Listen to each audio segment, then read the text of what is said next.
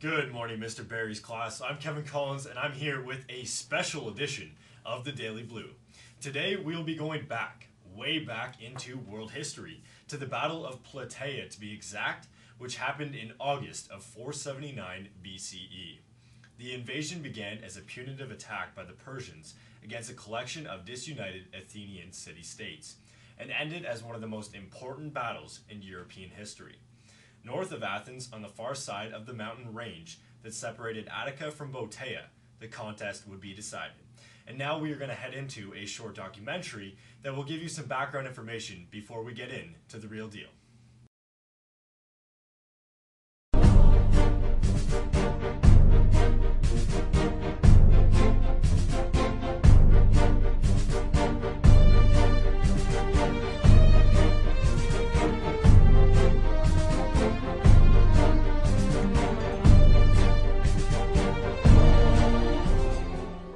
The defeated Salamis had convinced Xerxes of his need to return to Asia, so the bulk of the Persian forces were withdrawn back across the pontoon bridge which had been constructed to cross the Hellespont.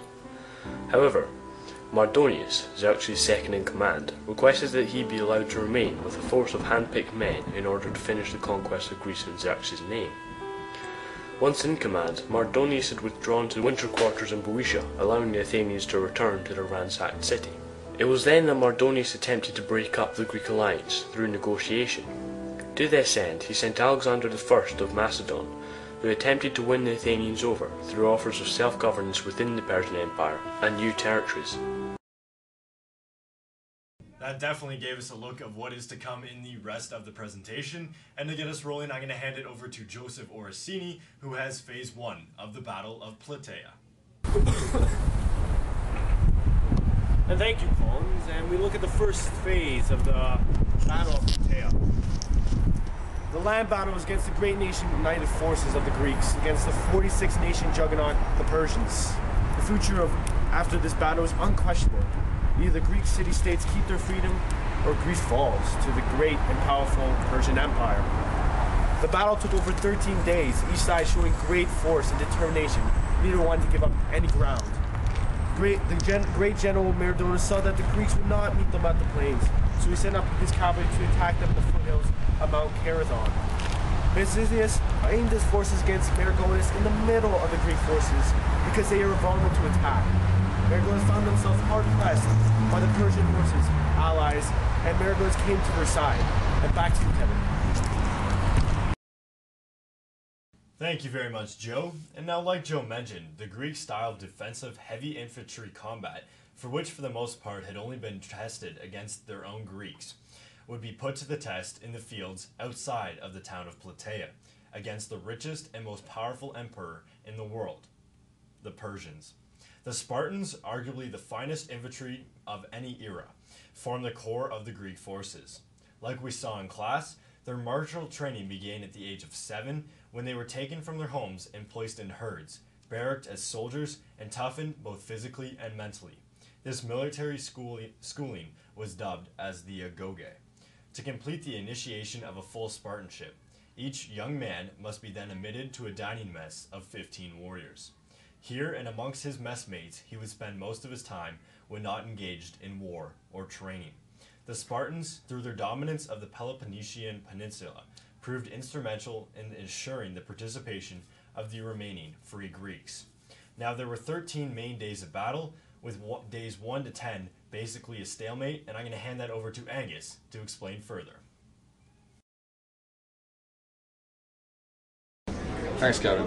So phase 2 extended from days 2 to 12, and in between these days there could be separate segments of events that happened. So from day 2 to 7, according to Herodotus, there was dispute between the Athenians and the Phrygians for the honor of taking the left flank, and the left flank was usually the second highest honorary position in the battlefield, aside from the right flank, which was usually taken by the brute force of the Spartans.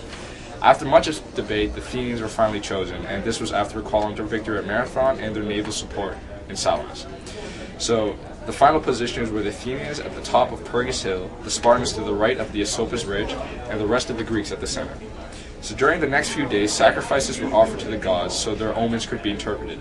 Unfortunately, both omens were interpreted very poorly because even the soothsayers insisted that whoever crossed the Asopus River first would be the army to lose. And in essence, the army to attack first would have a military disadvantage. So for example, if the Greeks attacked the Persians in the fort, it wasn't practical, for the Greeks' hoplites were most effective in their phalanx, and having a fort made this obsolete.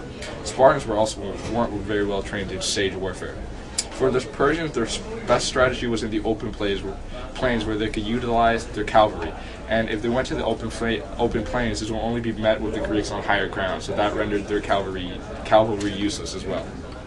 Finally, this led to day 8, when Mardonius, very frustrated that the Greeks haven't come out from their higher positions, finally sent his cavalry around the Greeks in an attempt to find their supply line and cut it.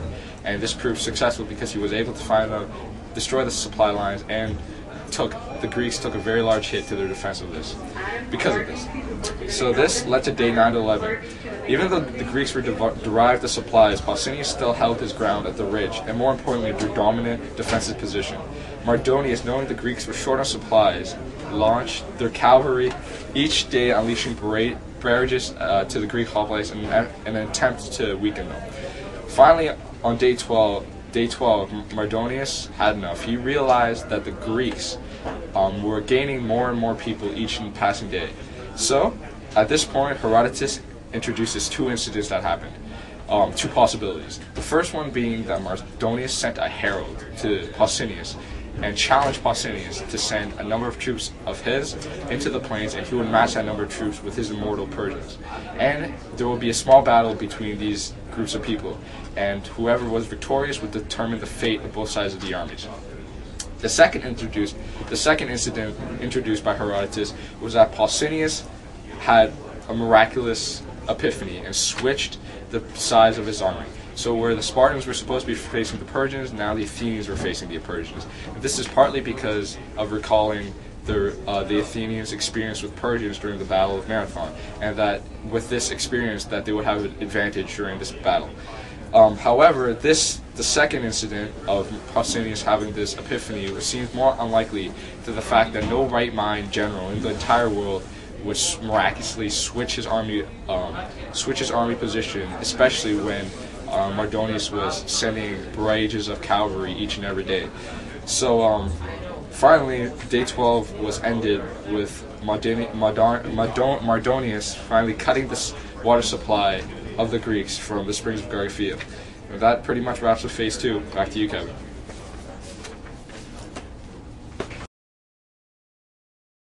Thanks very much, Angus, for explaining days 1 to 10. Basically, they were a stalemate. Now moving in to Herodotus. Now Herodotus placed the number of forces under the command of the Persian general Mardonius around 3 million.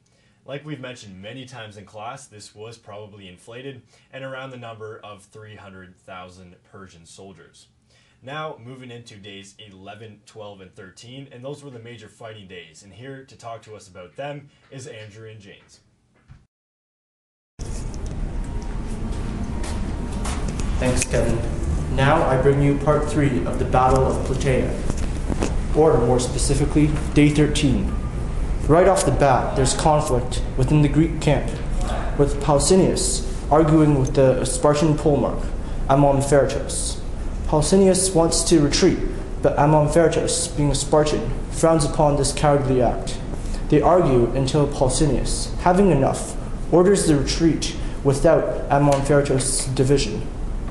Amonfertos, seeing this happen, reluctantly begins to retreat with the rest of the Greek forces. Mardonius tries to take advantage of the Greek confusion by ordering a full attack on the Greeks, believing he can catch them while they were retreating.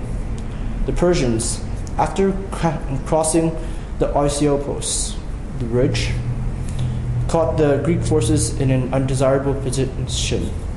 The Persians had caught the Greeks separated, with the Athenians east of the Oisiopos and the Spartans west of it, and the remainder of the Greek forces were behind it. The Athenians were attacked by the Theban Greeks now, who were on the Persian side, and the Spartans were being threatened by the ranged standstill by the Persians. The rest of the Greek forces, the Corinthians and others, fell back to the town of Plataea, where they had heavily fortified base. Now, the Athenian troops were being pushed back by the Theban troops, who were trapped on Pharagos Hill. At this point, the Tegeans, who were part of the Spartan division, instigated an attack on the Persians, breaking the ranged standstill. The forces were evenly matched between the Spartans and the Persians. The powerful heavy infantry of the Spartan divisions versus the massive numbers of relatively light infantry on the Persian side. Finally, Meridaunus charged into the fray with its cavalry.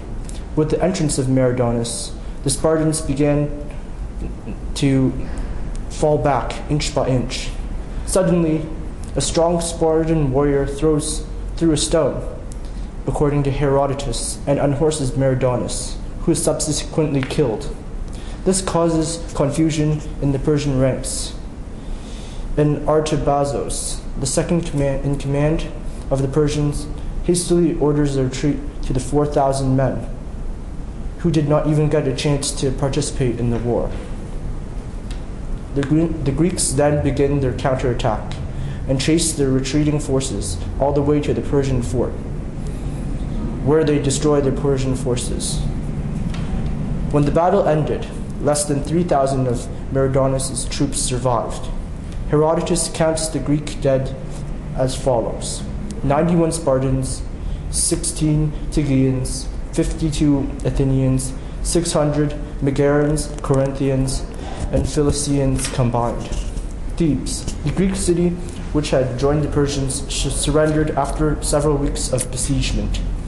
Later, a bronze column made of intertwined snakes, known as the Serpent Column, was erected at Delphi to commemorate all the Greek states which had participated, listing their names on the column, therefore validating Herodotus' accounts.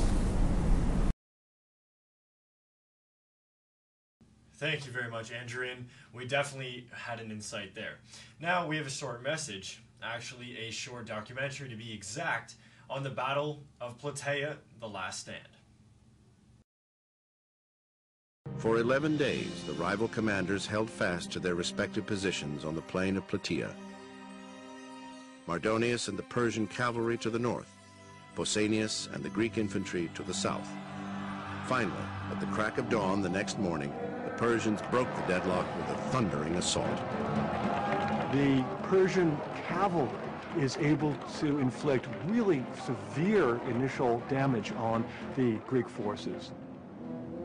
The Greeks were forced to redeploy their troops. Although the 5,000 Spartan hoplites comprised only 10% of the Allied force, their discipline, heavy body armor, and thrusting spears made them an overpowering presence.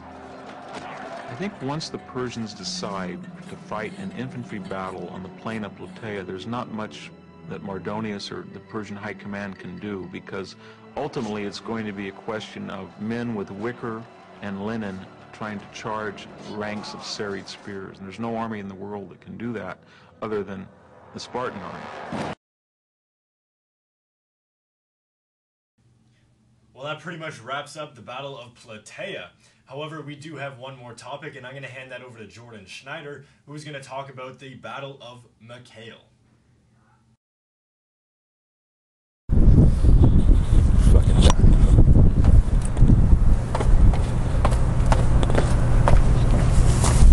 Thank you, Kevin. The Battle of Mycale was fought between the Greek city-states and the Achaemenid Empire. The Greek city-states included the Spartans, Athens, Corinth, the Persian Empire, and the Xerxes I. It was fought on Mount Mycale, and it occurred because of a Greek attack on the Persian Empire. The Achaemenid Empire outnumbered the Greeks by approximately 20,000 men. Back to you, Kevin.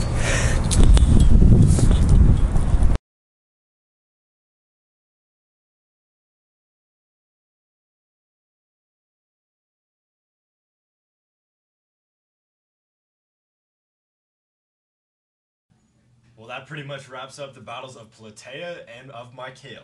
From Kevin Collins and on behalf of Andrew and James, Angus Chang, Joseph Orsini, and Jordan Schneider, thank you very much for watching. Hope you enjoyed. Have a good day.